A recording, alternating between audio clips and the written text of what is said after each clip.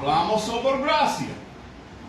Gracia, hablamos como si entendiéramos el término. Usamos gracia como del tiempo de propietario de su casa o apartamento. Tú necesitas pagar la renta y los 4 días que él llega a tu casa, toca tu puerta y dice, ¿dónde está mi dinero? Usamos esta palabra, el político de la ciudad, cuando él cae de la gracia, cuando descubre que es corrupto. Usamos esta palabra para describir un acto de bondad y como gracioso, y a un bailarín como gracioso.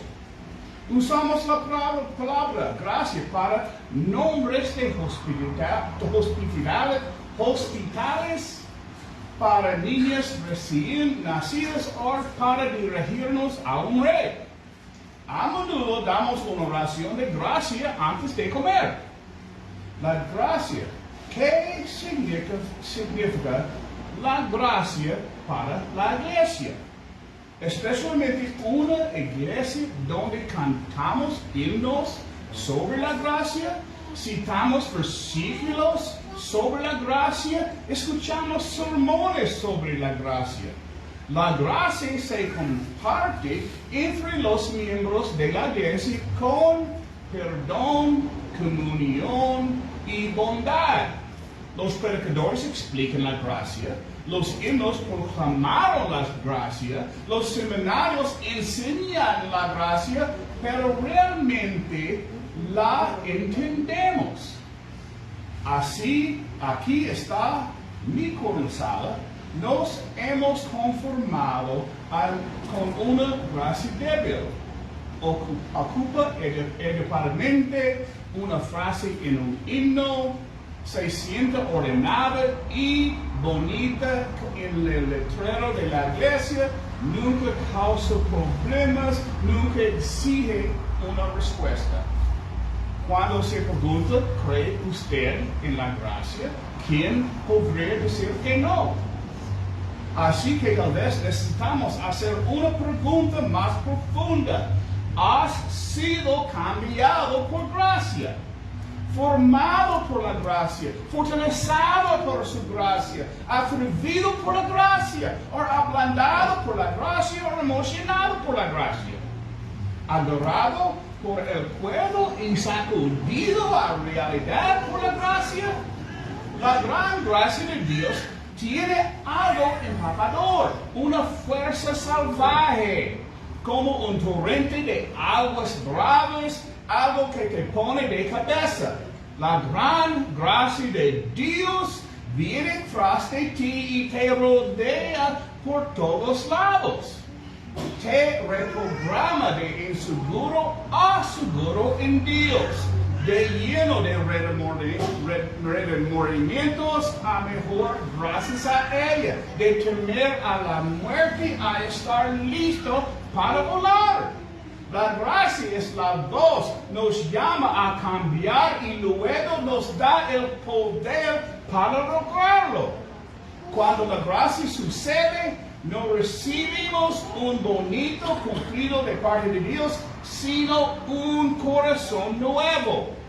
Si le das tu corazón a Cristo y Él te devuelve el favor. Por medio de los profetas del Antiguo Testamento, Él dijo, les daré un corazón nuevo y pondré un espíritu nuevo dentro de ustedes. Gracia es la mejor idea de Dios. El lugar que decimos que cambiemos, Él cree el cambio. ¿Nos limpiamos para que Él nos acepte? ¡No! Él nos acepta y luego comienza a limpiarnos. La gracia es Dios como un cirujano de corazón que abre su pecho, quita la corazón envenenada y por orgullo y el dolor y reemplaza con el suyo. Su sueño no es llevarte al cielo, su sueño es meter el cielo dentro de ti. ¿Qué diferencia hace esto? Cristo te impulsa que no puedes perdonar a tu enemigo, no puedes enfrentar a la mañana, no puedes entender el futuro, no puedes perdonar tu pasado. Está bien, Cristo puede hacerlo a todo. Y Él está obrando agresivamente dentro de ti, empujándote de una vida sin gracia a una vida moldeada por la gracia. Personas que recibieron la don, dando dones. Personas perdonando a otros. Señales profundos de alivio todavía tropiezan, claro que sí, pero rara vez se hunden en la desesperación. Para ser claros, la gracia es todo Jesús. La gracia vive porque Él vive. La gracia obra porque Él obra. La gracia importa porque Él, Jesús, importa. Y Jesús puso un límite al pecado, se casó victorioso en un cementerio. Así que ser salvos por gracia es ser salvos por Él, por Jesús. No por una idea, no por una doctrina ni un credo, no por una membresía de una iglesia, sino por Jesucristo mismo, quien gustosamente llevará al cielo a cualquiera que siquiera se vuelva en su dirección. Millones de años en el futuro, cuando el sol esté frío y nosotros seamos tan antiguos como las galaxias, esta gracia seguirá siendo tan asombroso como lo es hoy. Y todavía estaremos disfrutando de este gran regalo de la gran gracia de Dios. Entonces, ¿cuál es la respuesta a esta gracia? Este es el asunto que estaba en la mente de Pablo cuando se acerca al final de la epístola que está escribiendo a la iglesia en Roma. Nos encontramos en nuestras Biblias en Romanos capítulo 12. Él comenzó la carta hablando de cómo el pecado ha creado una separación entre nosotros y Dios y nos puso bajo juicio. Luego pasó a hablar de la solución de Dios a este problema, poniendo nuestra fe en Cristo y aceptando el sacrificio que Cristo hizo en tu favor o en mi favor o en nuestro favor. También nos instruyó acerca de la imposibilidad de confiar en las obras para la salvación. Abordó la difícil pregunta del plan de Dios para la nación de Israel, que había escogido rechazar a Jesús como su Mesías prometido. Ha cubierto mucho material sobre Romanos, pero no quiere quedarse solo con una discusión de aula, con un conocimiento intelectual. Comenzando en versículo 1 del capítulo 12, por favor. Así que, hermanos, os ruego por las misericordias de Dios que presentéis vuestros cuerpos en sacrificio vivo, santo, agradable a Dios, que es vuestro culto racional. Nuestra respuesta al regalo de vida de Dios es entregar nuestra vida como un regalo. Simplemente devolvérsele a Él, devolvérsele con gozo. Nos convertimos en un sacrificio vivo para Cristo, un sacrificio vivo para los demás. Rechazamos el modelo del mundo que todos conocemos muy bien. Ese modelo que produce infelicidad o insatisfacción, ese modelo del mundo que brota del suelo de autoindulgencia o autoexpresión o autocelebración. Esas son palabras del apóstol Pablo, pero no es este el retrato de Jesucristo. Durante su tiempo en la tierra, el menudo fue en contra del modelo de este mundo. Llamó a sus seguidores a buscar el camino humilde, en lugar de subir la escalera cada vez más empanada del éxito. Les dijo que hicieran dobla a derecha, mientras el resto del mundo de la sociedad le decía que dobla a izquierda. En su economía siempre son los últimos los que son los primeros, los menores los que son las más grandes, los últimos los que serán exaltados. Los que eligen tomar los lugares más bajos de honor son los que serán honrados.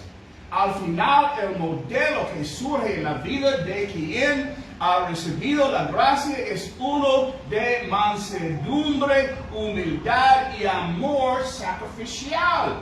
Y uno en cual, como Pablo describe en versículo 3, no pienses de ti mismo más alto de que le debes hacer o pensar, sino que pienses de ti mismo con cordura, conforme a la fe que Dios ha repartido a cada uno.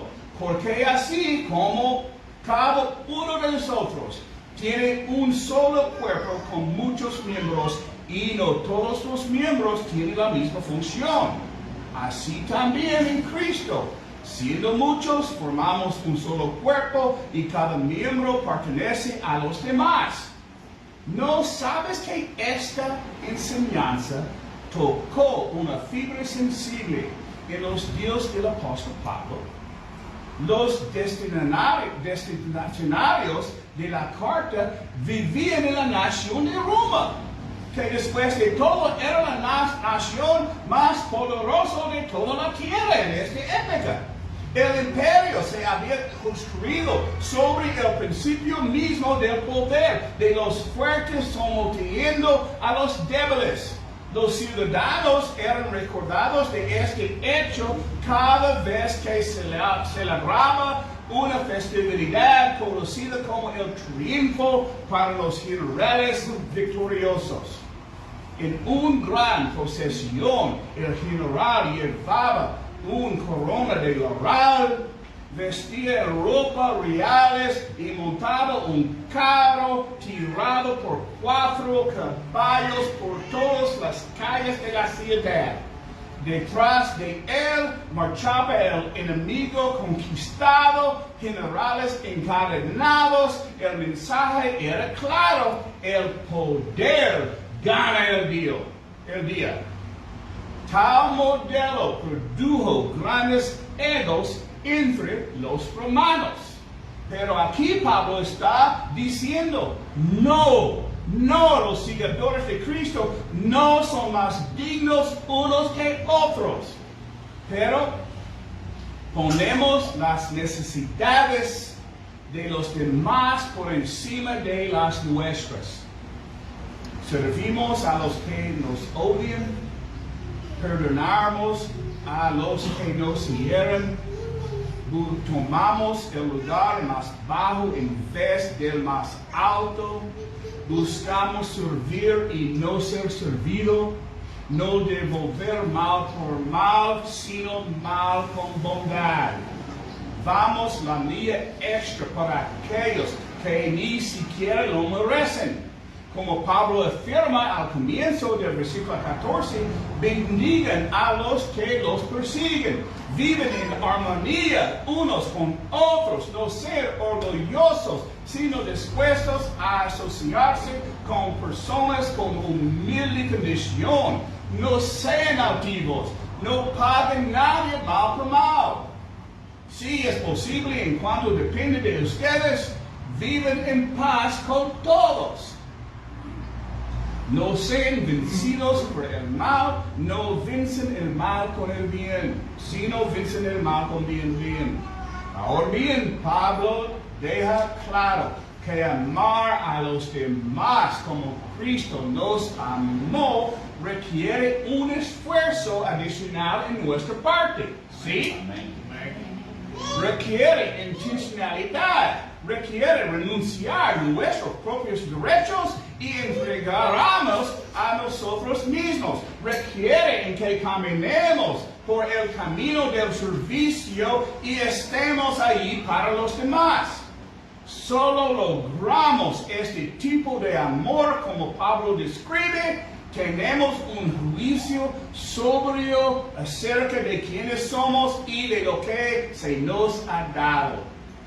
Solo manifestaremos este tipo de gracia hacia los demás cuando comprendamos y recibamos la gran gracia que hemos recibido de Dios. Así que, armados con este entendimiento, podemos escoger el camino de la humildad, someternos voluntariamente a quienes están en autoridad sobre nosotros, reconociendo, como Pablo escribe al comienzo del capítulo 13, que las autoridades que existen han sido establecidos por Dios. Al demostrar este tipo de amor, en realidad cumplimos la ley de Dios. Pablo escribe en versículo 8, no deben nada a nadie, excepto el deber continuo de amarse unos a otros, porque el que ama a los demás ha cumplido la ley. Es un gran versículo de resumen, ¿verdad? ¿Quieres cumplir la ley de Dios? Entonces, simplemente ama a las demás personas. Es sencillo, ¿sí? Ama a las demás personas. Esta es una gran palabra griega que ya conoces, ágape. ¿Tú conoces esta palabra? Ágape. Amor. Es la misma palabra que se usa en el versículo más famoso de la Biblia, Juan capítulo 3, 16, porque de tal manera amó, agapeo, Dios al mundo que ha dado a su Hijo unigénito, para que todo aquel en él cree no se pierda, mas tenga vida eterna. Ágape lleva consigo el significado de poner a los demás por delante de uno mismo, de poner las necesidades de otros por encima de los propios. ¿Cómo se ve este tipo de amor hoy en día? Creo que una vez yo tuve un vistazo de ello. Fue entre un hombre anciano y una mujer que habían estado casados durante 50 años. Los conocí en el mismo lugar donde mi padre pasó sus últimos días. La última década de la vida de la esposa había sido marcado por la demencia. Pobrecita, el esposo hizo todo lo que pudo para cuidar a su esposa en casa, pero ella empeoró y él envejeció y finalmente internó en cuidado de tiempo completo. Él me invitó a ir a visitarla un día a su habitación y así lo hice. Su habitación estaba impecable gracias a la diligencia de este anciano. Ella estaba acostada en la cama, bañada con perfume y vestida como si fuera a un restaurante super fino. Pero no iba a ningún lugar Él me dijo que llegaba a las 6:15 todas las mañanas. Dijo, pensarías que estoy en la nómina por el alimento, o el baño, o pelo con ella, y continuará haciéndolo hasta que uno de los muere. Amor ágape. Es amor ágape. Otro hombre que conocí hace años pasaba las noches durmiendo en un sillón reclinable por amor a su hijo, sin dormir nunca más de un par de horas seguidas. Si verás un accidente del carro paralizado a su hijo adolescente, y para mantener la circulación del muchacho, el terapeuta tenía que masajearle las extremidades cada pocas horas. Por la noche el padre tomaba el lugar del terapeuta, aunque había trabajado todo el día y aunque trabajaría al día siguiente, pero cada ponía su alarma para despertarse y cada 2 horas hasta el amanecer para cuidar a su hijo. Amor ágape. Y luego está la historia que leí en el periódico de mi pueblo en Texas. Se trata de un padre que luchaba contra cáncer de hígado y el pulmón.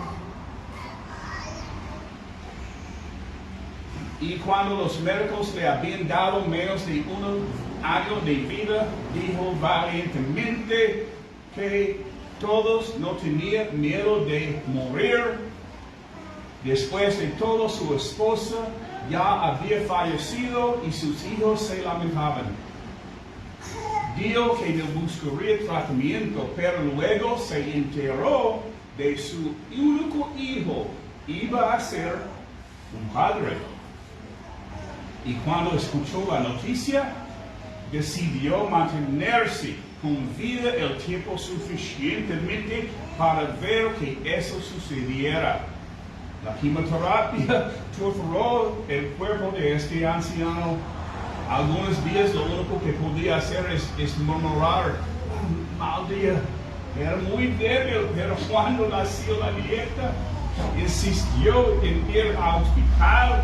Cuando llegó, sus brazos eran tan débiles, estaban tan débiles, que su hijo tuvo que sostener a la bebé para su papá. Pero el abuelo había hecho lo que había venido a hacer. Se inclinó, besó y dijo, quiere que tú, mi nieta, sepas que tu abuelo te ama mucho. A los pocos segundos se quedó dormido. Dentro de 1 hora, ellos llevaron a su casa y pocos días después murió. ¿Qué es este amor? ¿Qué es este amor que perdura por décadas, que renuncia al suelo, que resiste la muerte para dar un solo beso? Este es el amor ágape.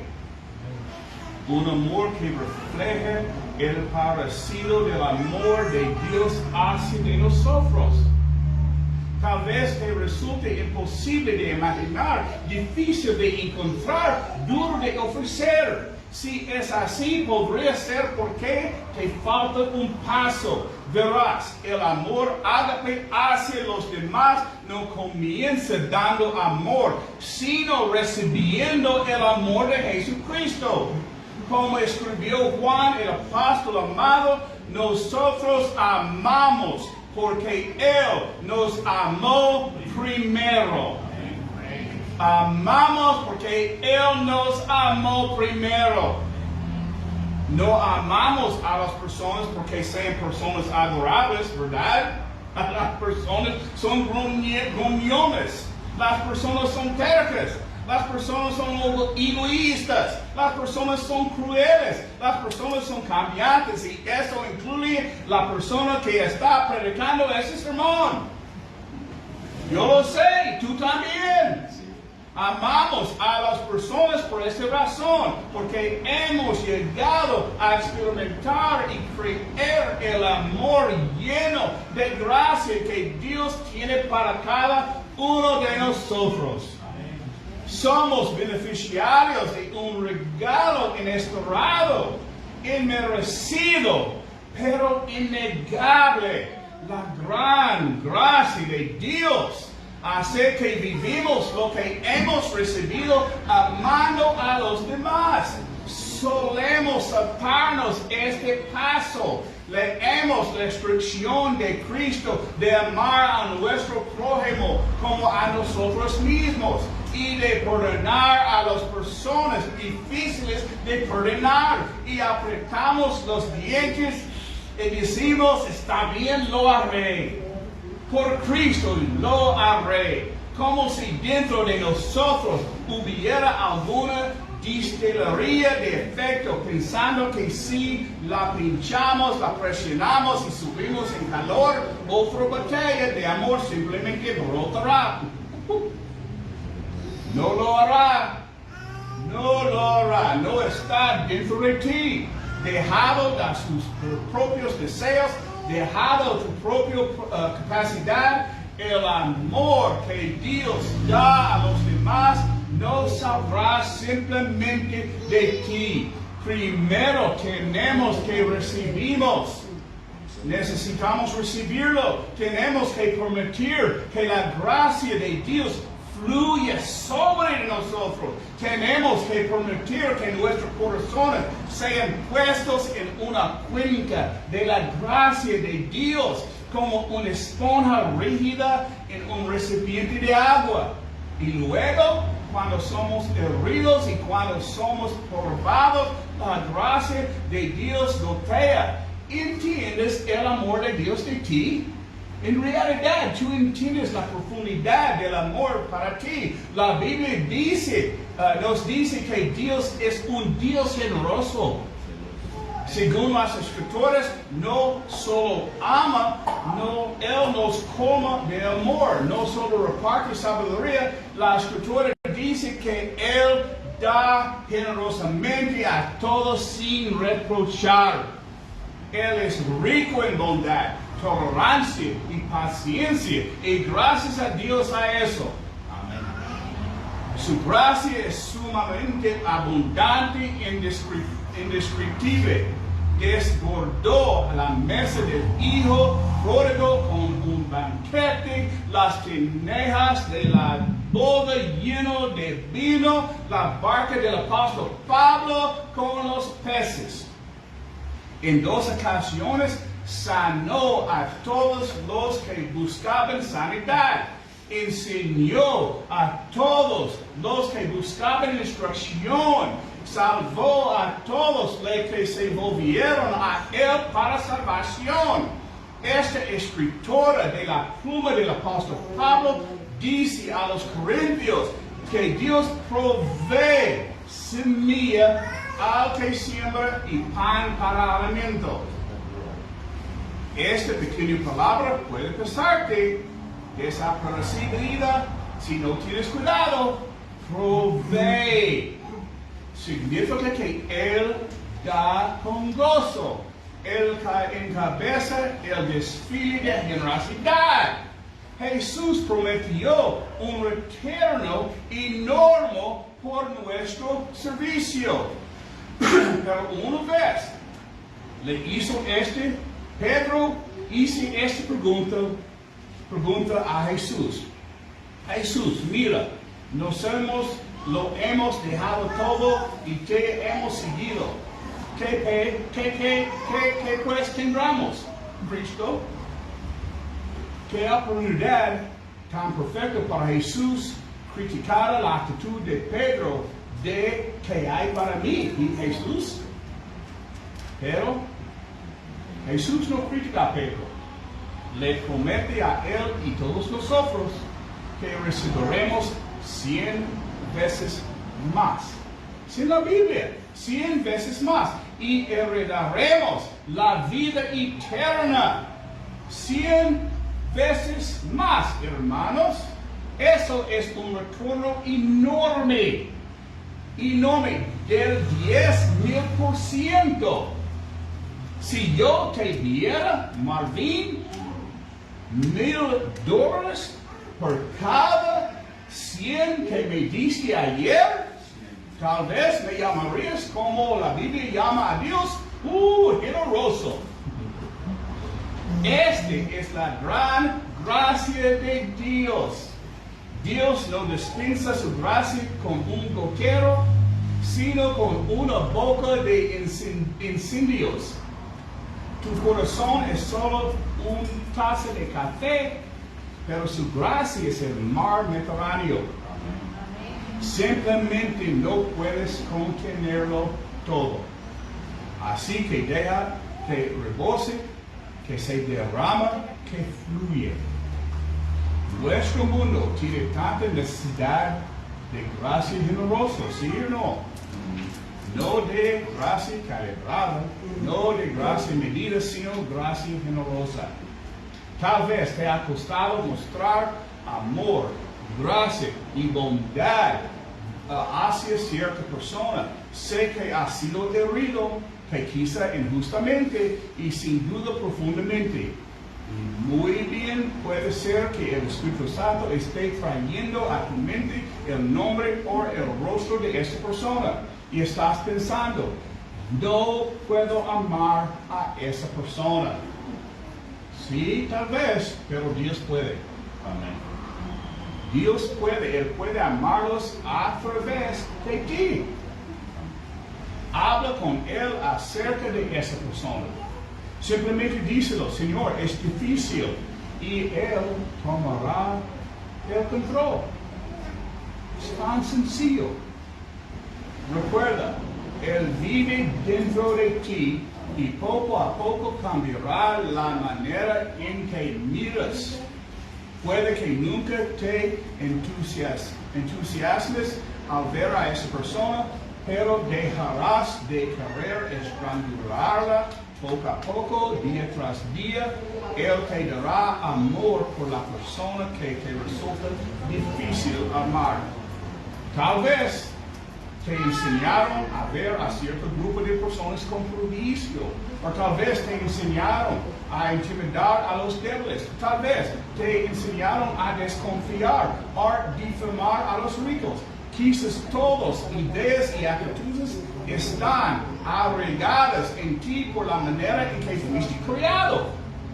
Pues la buena noticia es que has nacido de nuevo en Jesucristo. Tienes el ADN de Jesús vivo y amoroso en su corazón. Y Él cambiará la manera en que ves a las personas. La gran gracia de Dios para ti resultará en la gran gracia de Dios para ellos. Esa mujer en el supermercado, ella no es solo un empleado, está hecha de manera admirable y maravillosa por Dios. Ese esposo de unión en la mesa de desayuno no es solo un hombre que necesita afectarse, es creación de Dios, destinado a una asignación celestial.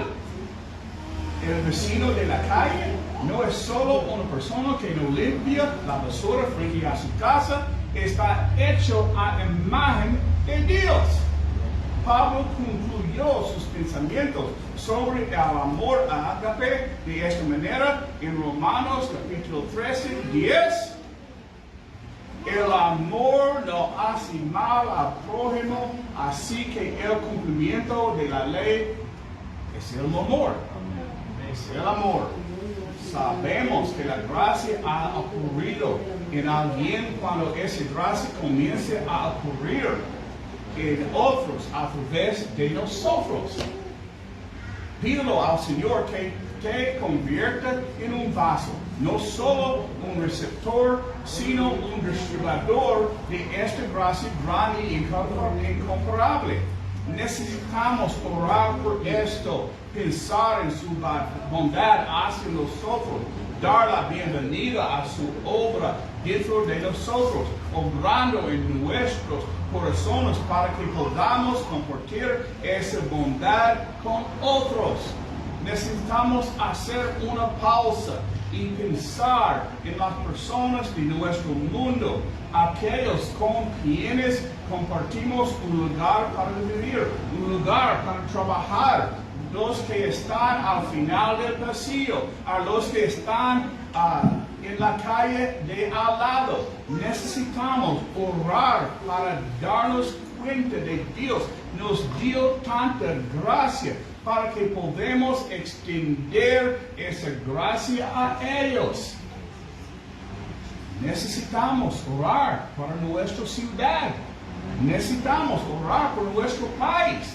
Necesitamos orar por nuestro mundo. El mundo necesita una marea de gracia liberada para lavar toda la amargura, el resentimiento, el prejuicio. Necesitamos orar por nuestra iglesia, por nosotros aquí mismo. Necesitamos orar para que Dios encuentre en nosotros nuestras mejores ideas para que podamos ser usados como un ejemplo para el mundo y mostrar a otros la buena gracia de Dios. Y sobre todo, cada uno de nosotros necesita estar agradecido por la buena gracia que Dios ha dado tan libremente a cada uno de nosotros. La lección es suya, Dios les bendiga. Amén. Amén.